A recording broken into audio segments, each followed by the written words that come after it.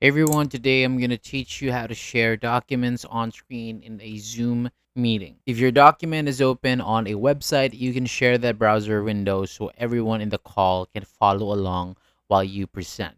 So first, I want you to open the website where your document is located and make sure the document is fully loaded and is ready to show.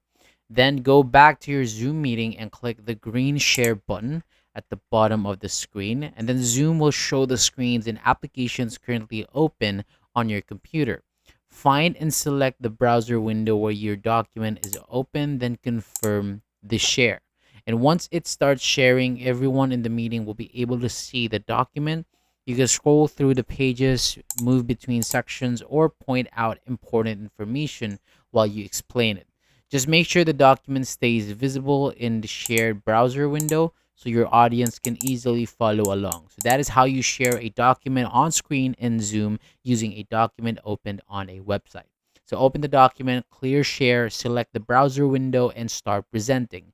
Thank you so much for watching. That is all for today. For more videos like this, hit the subscribe button below, and I'll see you on the next video.